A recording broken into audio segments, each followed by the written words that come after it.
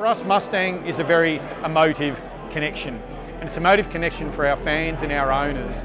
And that's really important to us because it puts a smile on their face. It means fun and enjoyment. So for us, that emotional connection is very rich and strong. You know, it's awesome for Supercars with the Gen3 coming in, new Mustang coming in. I just want to get in and have a steer. No, it's pretty exciting. I mean, I like the old car, but this new one, it's next level. Unfortunately, Dick's stolen the limelight and he's running it this afternoon, but I'm sure there'll be a queue of blokes standing there behind him wanting to get in. I've been forward for a long time, and to have the pleasure of doing something like this, I'll be more than happy. I think the enjoyable bit will be driving around this particular racetrack for the first time ever anywhere in the world is special, really special. Such a cool sight to see this Gen 3 Mustang rolling out onto the racetrack with the famous number 17 on the side and driven by the even more famous Richard Johnson. So Dick Johnson is at the helm. It's a special moment for the 7th generation of the Ford Mustang. And on board with DJ, and this is a familiar sight and sound. NC in the commentary box, DJ behind the wheel. Hello, Mr. Johnson, can you hear me? Yeah, mate. How you doing? Yeah, not too bad. Turn 2, remember your way around here, DJ. It's about 23 corners, 6.2 Ks. You've done one or two things around here. Yeah, once or twice, mate.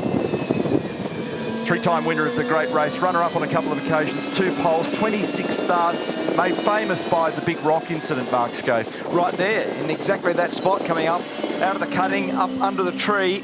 Doesn't that car look tremendous? What's it feel like, Dick Johnson, to be the first one to drive the 7th generation Mustang across the top of this famous mountain? It feels absolutely fantastic, mate. Have a look at the crowd up there.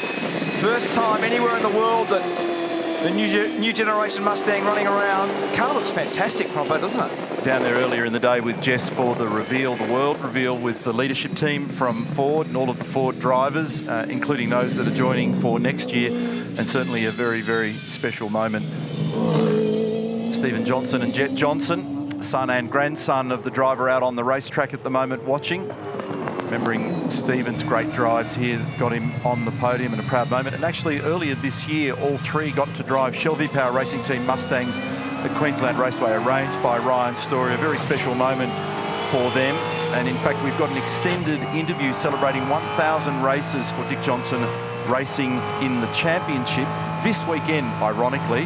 And we did a long sequence of interviews with Dick, and he talks about the emotion of seeing the family out there all dressed up in the race colours, and so look out for that in the broadcast later in the weekend. So now right about here, if memory serves me, I'd be asking him whether or not the rear wing had fallen off the car back when. 1995, I was following him. That's right. He come down into the chase, the rear wing parted company with the back of his Falcon, and off the road he went. It was a championship race. It wasn't actually the Bathurst 1000, but it was a pretty spooky moment in that part of the track. But doesn't, as I said before, doesn't the car look fantastic? I love the lineage of Ford and the participation of this nameplate. It's just such a famous nameplate, Neil. Mustang.